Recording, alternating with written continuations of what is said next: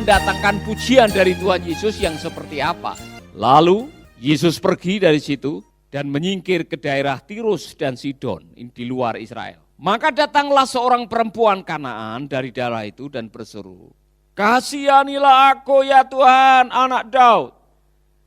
Karena anakku perempuan kerasukan setan dan sangat menderita."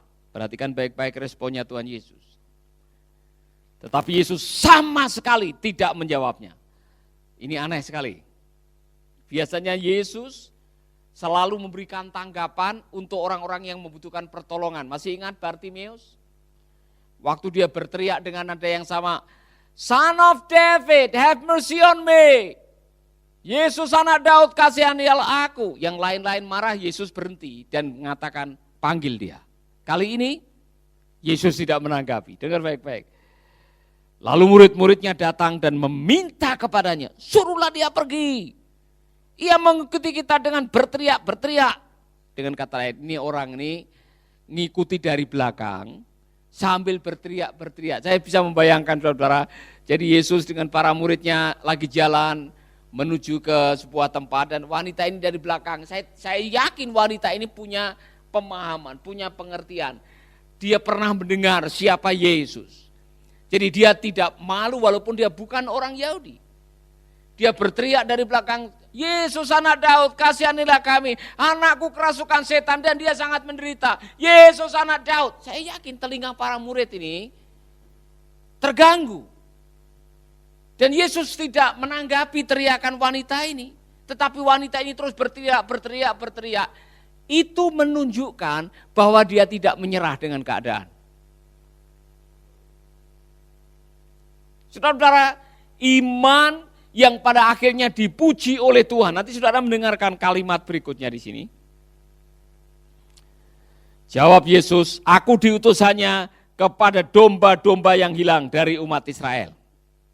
Kalimat ini tidak enak didengar oleh wanita ini. Memang wanita ini bukan orang Israel. Ya kan?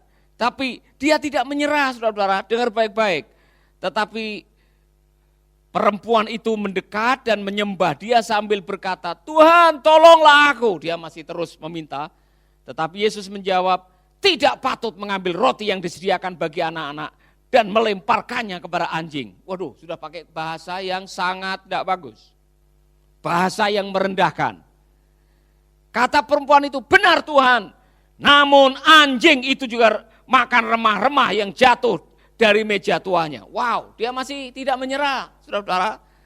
Maka Yesus menjawab dan berkata kepadanya, "Hai ibu, besar imanmu.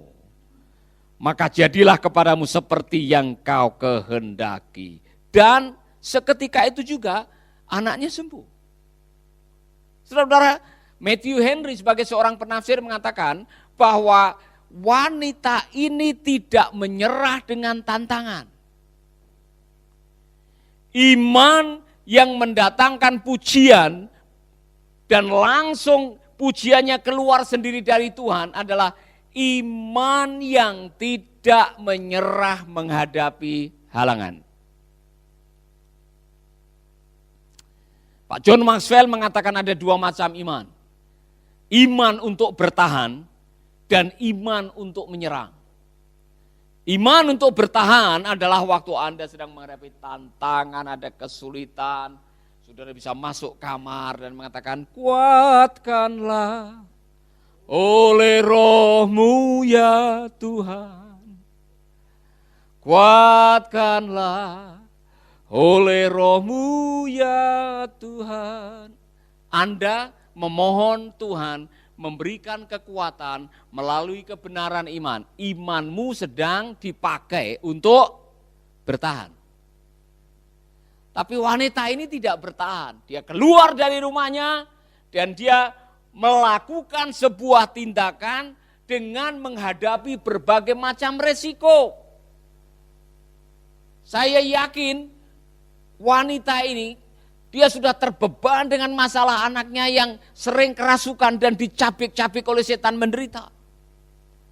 Saudara-saudara, sebagai seorang ibu yang baik, dia tidak ingin keluarganya menderita. Maka dia menempuh segala macam cara dengan segala macam resiko. Termasuk ketika dia tidak dianggap. Karena pada waktu dia berteriak, Yesus diam dan tidak menanggapi. Yesus anak Daud, kasihanilah kami. Dia pikir Yesus akan berhenti, Yesus terus jalan. Dia ikut dari belakang, Yesus anak Daud, kasihanilah kami, anak kami sedang menderita. Yesus tidak memberikan jawaban.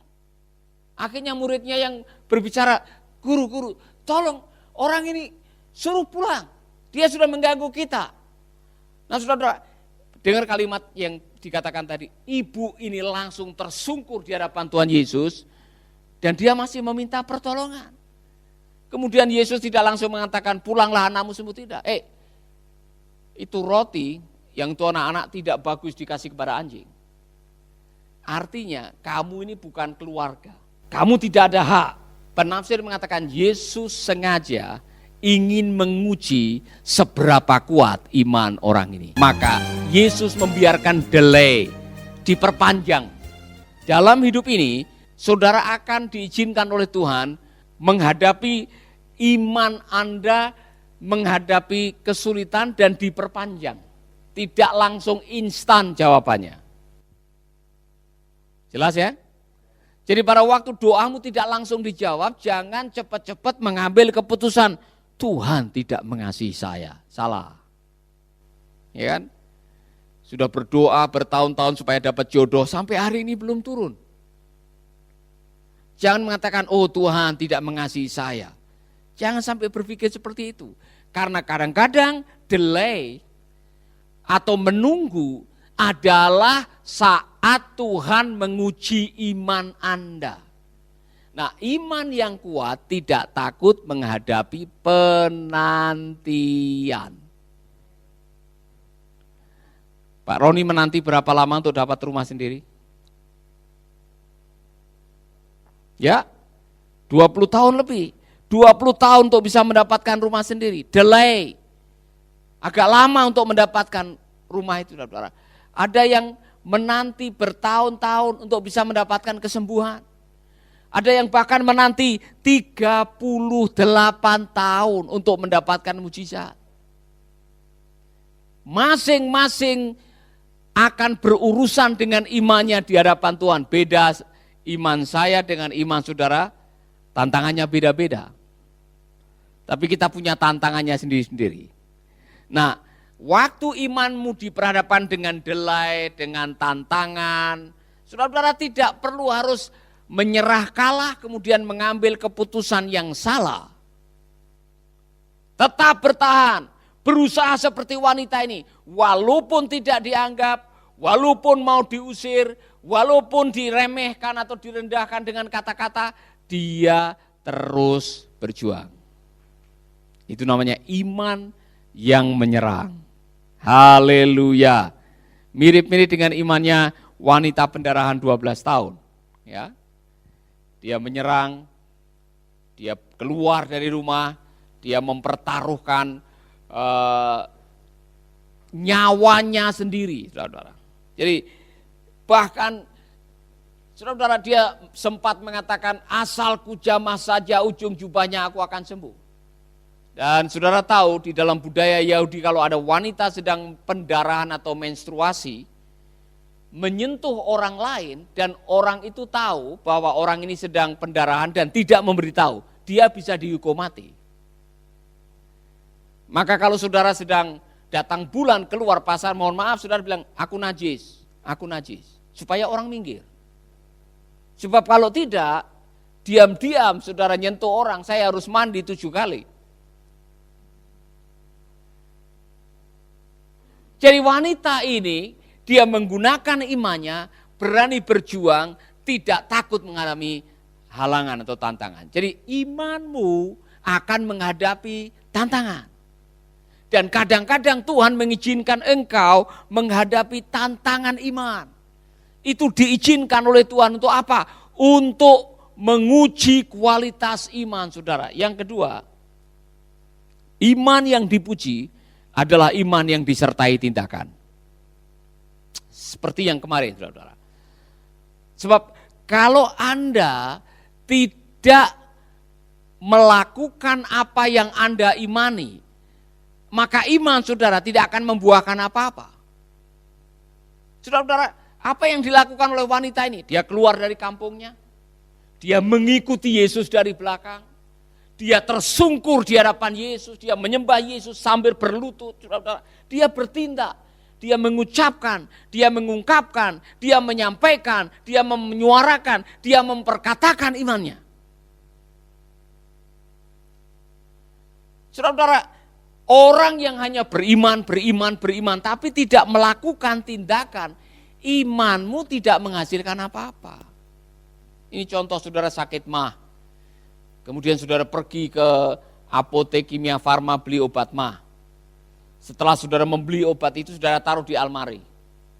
Setiap kali saudara makan, saudara menatap ke obat dan mengatakan, terima kasih obatku.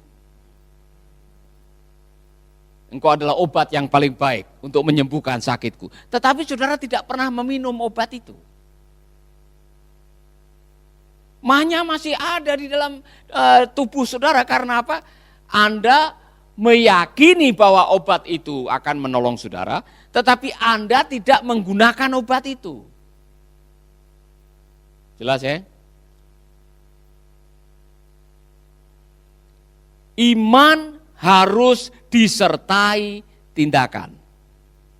Nah, kelemahan kita semua ini, karena yang namanya tindakan selalu menghasilkan tantangan, kita takut melangkah di dalam iman karena takut tantangannya. Padahal justru di dalam tindakan itu kita akan belajar. Di dalam tindakan kita akan mendapatkan peneguhan. Benar enggak apa yang saya imani? Amin, saudara-saudara. Jangan takut bertindak berdasarkan iman. Katakan kepada teman-temanmu. Amin. Sahabat, Anda baru saja mendengarkan program Making Life Better. Hubungi kami di 0811 3901 144 atau 0811 3901 140. Mari dukung pelayanan Making Life Better melalui rekening BCA 66 900 30525. Sekali lagi, 66 900 30525 atas nama Paulus Wiratno. Terima kasih, Tuhan Yesus memberkati. Making life better, bikin hidup lebih baik.